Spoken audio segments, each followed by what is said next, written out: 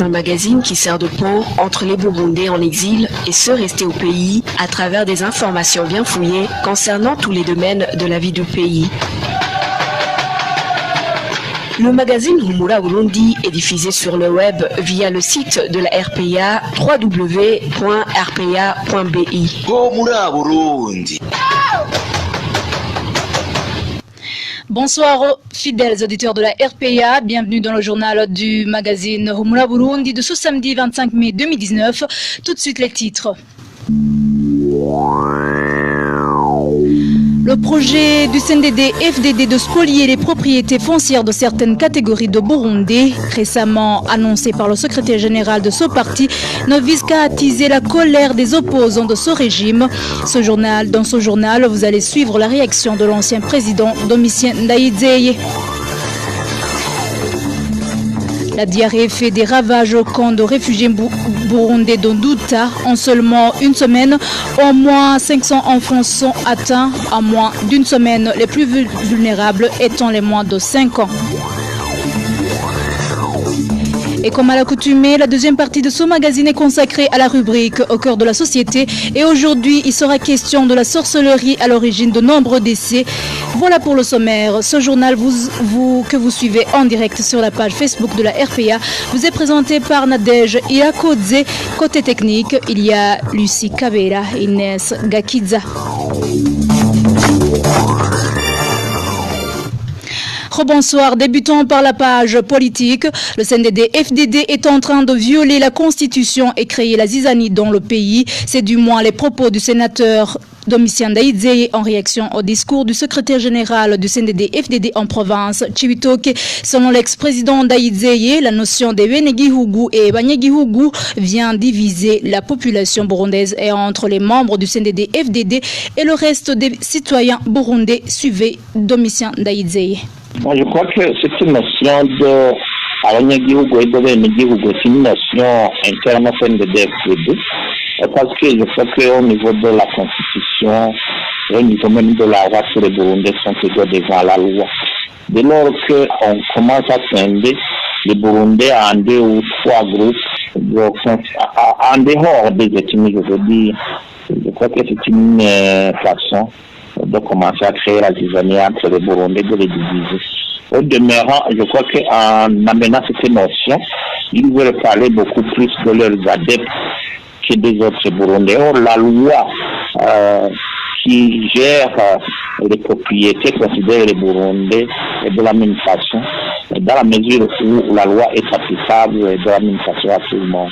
Je considère donc que c'est une notion qui sont en train d'amener dans le Burundi aujourd'hui est une notion qui va d'abord diviser les Burundais en deux. D'autre part, c'est une notion qui va créer une forte zizanie entre son parti politique et le reste des Burundais. Et Dieu sait si le nombre de partisans de leur parti politique augmente au jour le jour. Dire que le gouvernement veut redresser la situation en récupérant les propriétés qui étaient aux mains des Banyagihugu pour les restituer aux Benegihugu est un moyen de provoquer de la colère aux opposés du régime. Domitien Ndayizeye explique que le pouvoir CNDD-FDD cherche à attiser le conflit burundais et provoquer une crise d'une autre dimension. Suivez encore l'ex-président Domitien Ndayizeye. La question de la distribution des terres est une question qu'il faut considérer dans le cas effectivement. Quand les Burundais étaient peu nombreux, il vous souviendra que même le roi y donnait des propriétés à qui mieux. À la mesure où il n'y avait pas de conflit, mais de toute façon, les autres Burundais qui sont nés plus tard, ce sont les descendants de tout ce monde-là. Donc, quelque part, les Burundais se retrouvent. Aujourd'hui, dire qu'on va récupérer ces terres pour les donner à ces Benegihugu, c'est peut-être à ceux qui ne sont pas de leur parti politique. Deux, considérant la Constitution et considérant même le code pénal, nous savons que la loi s'applique dans le temps. C'est donc dire qu'on ne peut pas changer la loi aussi et dire que la personne qui a reçu une propriété à telle ou telle époque l'a eu injustement, alors qu'il a appliqué la loi de l'époque. Donc, je dirais encore une fois à ce niveau, le secrétaire général du CNDD devrait réfléchir deux fois. Parce que dans l'avenir, cela va créer une forte zizanie et même des conflits dans le Burundi d'aujourd'hui. D'autant plus que, comme vous le savez, les Burundais vivent essentiellement de la terre aujourd'hui. Et si on devait venir à retirer les terres à certains Burundais, c'est aussi une façon d'attiser le conflit burundais et d'entrer encore dans les crises d'une autre dimension d'aujourd'hui. C'était l'ancien président Domitien Ndayizeye. En page gouvernance, la commune Kirundo a un nouveau administrateur depuis ce samedi. Il s'agit de Jeannette Kangolo de l'ethnie Tutsi. Elle a été élue par le conseil communal Kirundo, tandis que Christine Kwizera a été élue comme présidente du conseil communal. Jeannette Kangolo remplace Jean-Claude Miburo qui a démissionné il y a presque un mois. Ce dernier était d'ailleurs soupçonné d'avoir détourné les cotisations destinées pour les élections de 2020. Depuis 2015, Jeannette Kangolo est le troisième administrateur de cette commune. Les habitants de la commune Gassogwe accusent l'administrateur de cette commune de couvrir les Imbonerakure dans leurs actes macabres. Le cas illustratif est de celui de deux membres du parti CNL qui ont succombé aux blessures occasionnées par des coups leur assénés par ces jeunes affiliés au parti au pouvoir, le CNDD-FDD. Mais au lieu de les réprimander, cet administratif les aurait plutôt remonté le moral. Le point avec Innocent Valentin Singilangabo. Tout avait commencé samedi dernier. Les Imbonerakure en cadence ont attaqué les ménages des membres du CNL et ont passé à tabac certains d'entre eux. Ce témoin raconte les faits. Ils les ont passés à tabac en scandant des slogans d'ON. Ces Imbonerakure ont amené leurs victimes au bureau communal pour les emprisonner. Mais le PJ qui était de garde a refusé de les accueillir. Il les a obligés d'abord de les transporter à l'hôpital.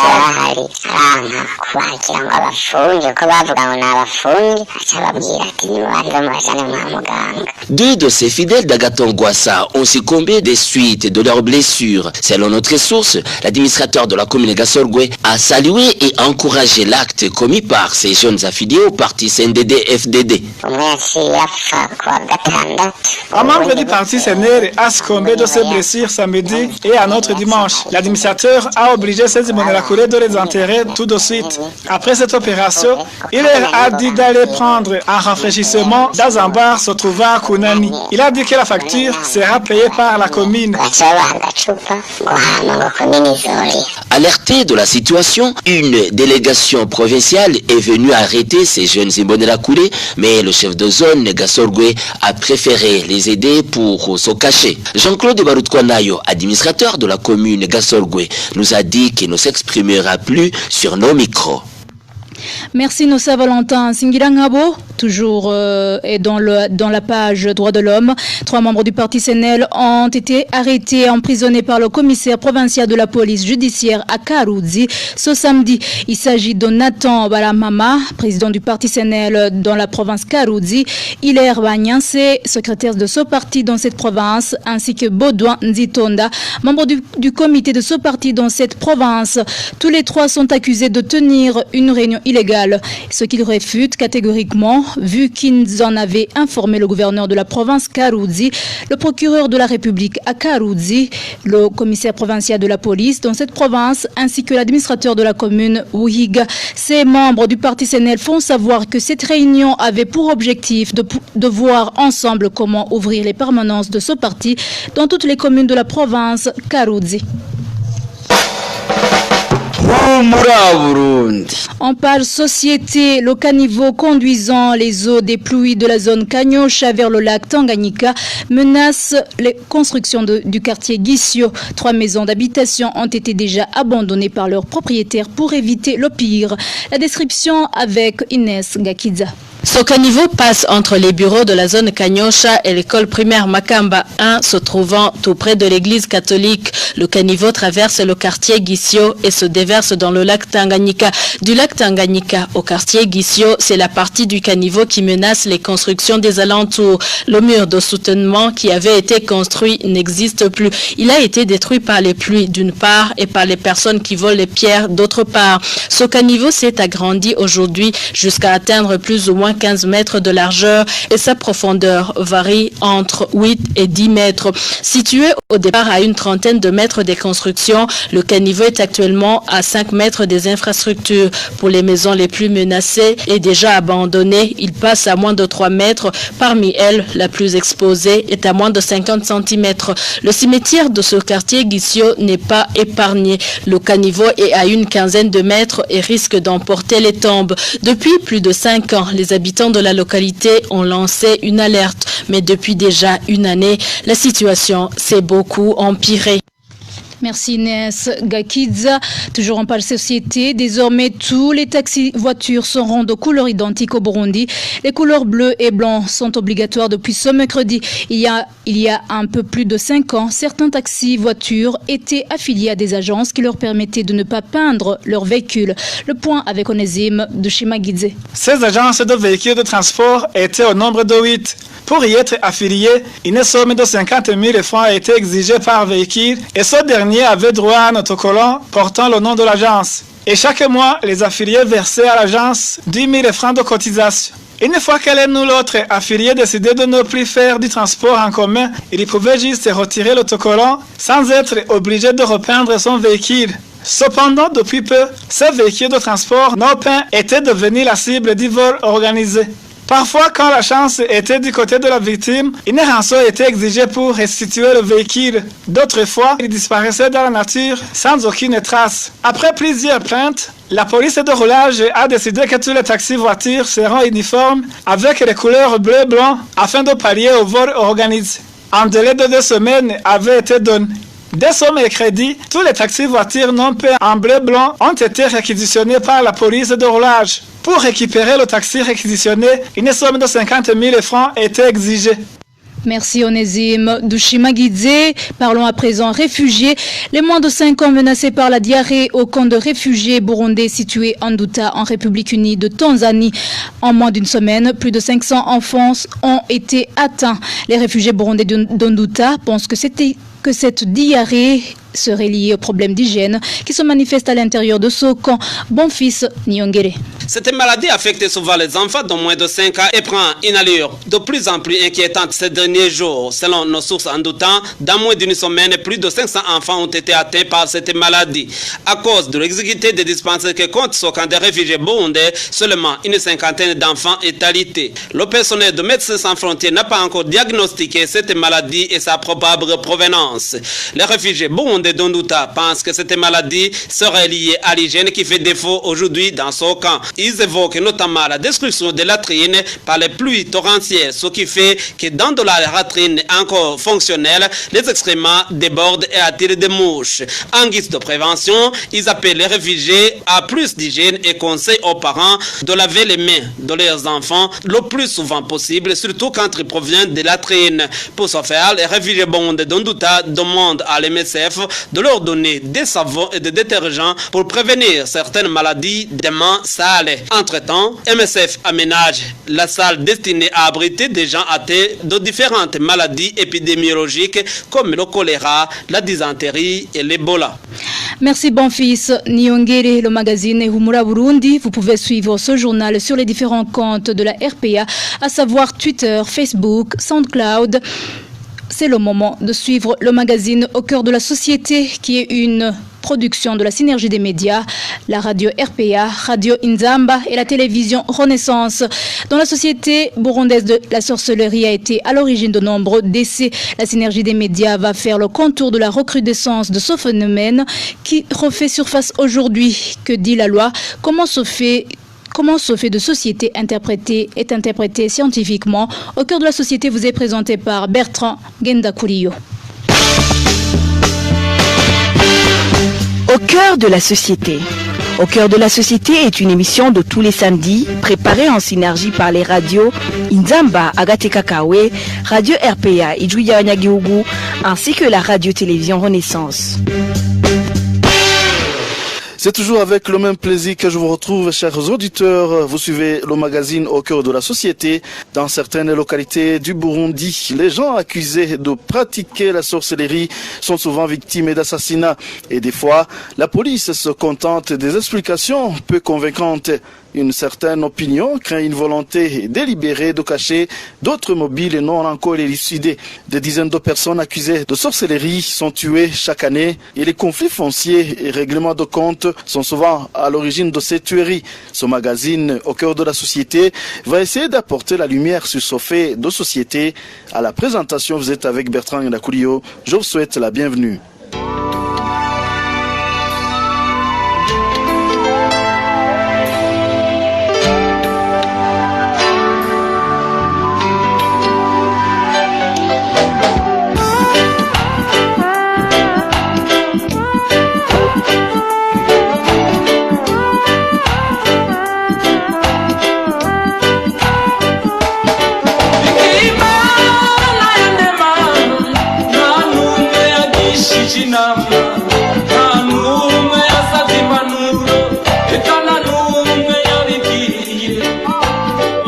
Pour commencer, notre confrère Emmanuel Nyungeko de la radio publique africaine nous rappelle les cas des personnes qui ont été victimes de cette pratique depuis le début de cette année 2019.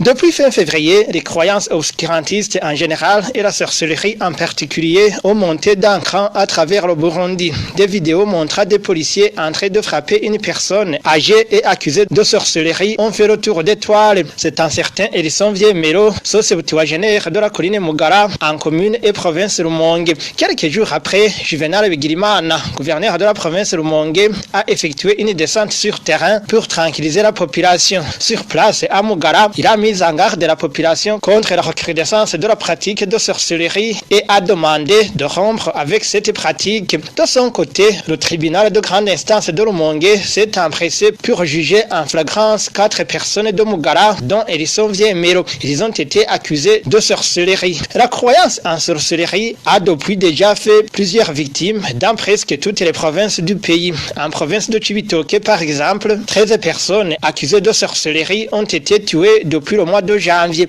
Selon une source administrative, nombreuses des victimes des croyances de sorcellerie ont un âge variant entre 50 et 80 ans. Très souvent, il s'est avéré que derrière les accusations de sorcellerie se cache la volonté de régler des comptes, précise la même source. Par ailleurs, de telles pratiques sont devenues monnaie courante à travers tout le pays.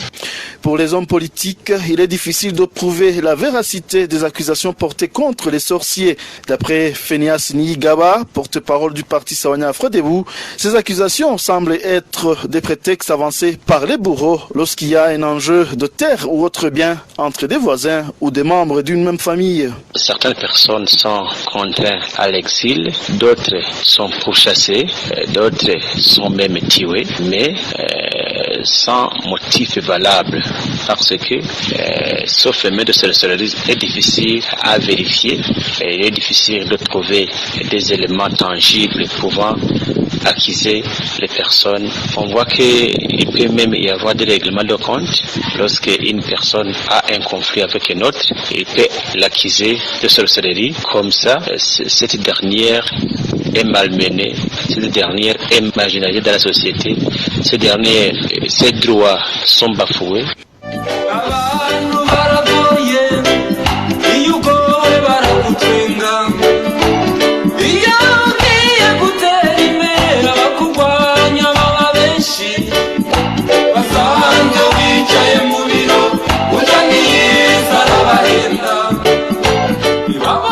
C'est toujours votre magazine Au cœur de la société. Qu'en disent les sociologues?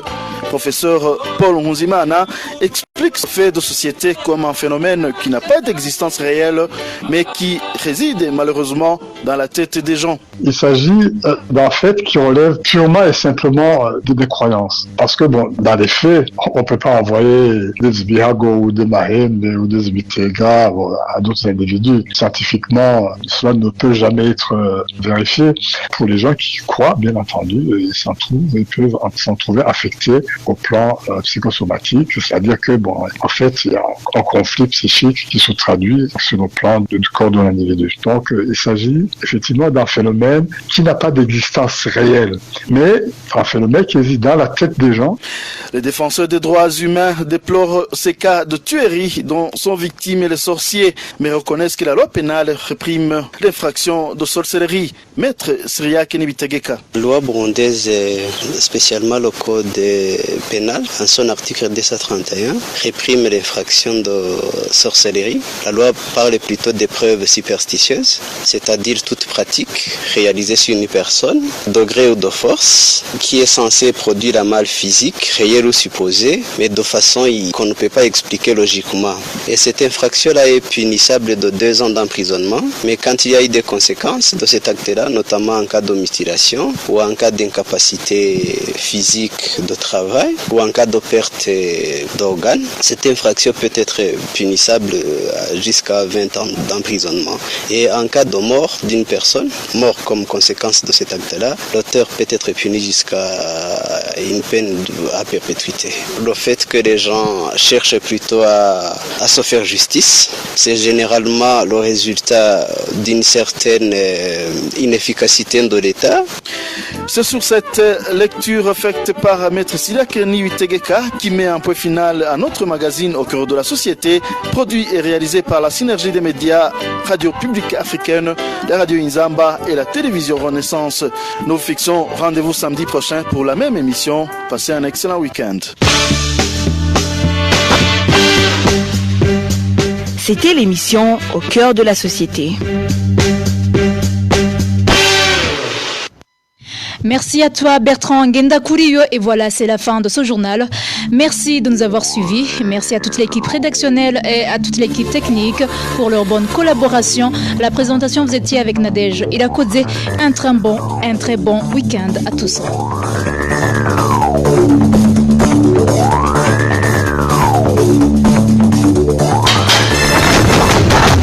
C'était le magazine Rumura Burundi.